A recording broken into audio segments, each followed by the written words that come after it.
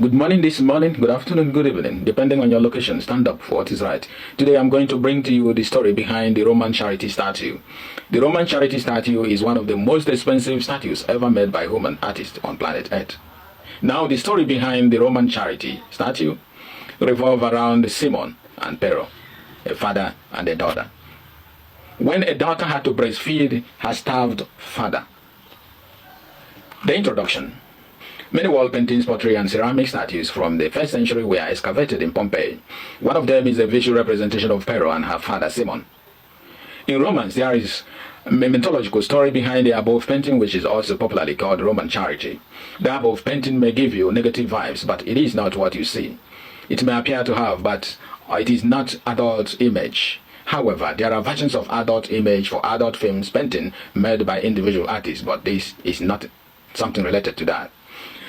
There are also something beyond just painting on this Roman statue. There are true emotions with helplessness. The truth and the true story behind the painting will definitely move you emotionally.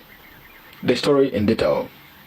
Simon was caught stealing bread and was sentenced to death by starvation. He was imprisoned in a reformatory by the Romans in Ghent, Belgium. He wasn't allowed to see anyone. Pero wanted to meet him, but was always refused by the prison official. Pero kept pleading and requesting, and finally she was allowed to meet her father. Thus, she was only the person allowed to see him, and with the condition no permission of taking any food or water. Pero at that moment was a mother of an infant. All she wanted to save was her father's life. And to do this, she breastfed him daily with her breast milk. Weeks passed and Simon was still alive. The prison authorities were suspicious and surprised that Simon was alive even after such a long time of incarceration. Authorities started to monitor her data. One day when she came to visit Pero, prison officials hid outside her father's dungeon. When she was breastfeeding her father, she was caught by the prison's officials. The punishment for such an infringement of order was based on the type of clothing, and in her case, it meant that she would be given the same punishment as that of her father. Pero was then brought up before the administrator for her violation.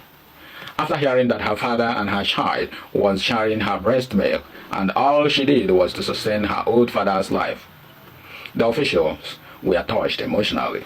The order of release of Pero and her father was released immediately. Now let us look at some versions of that same story by some painters as depicted.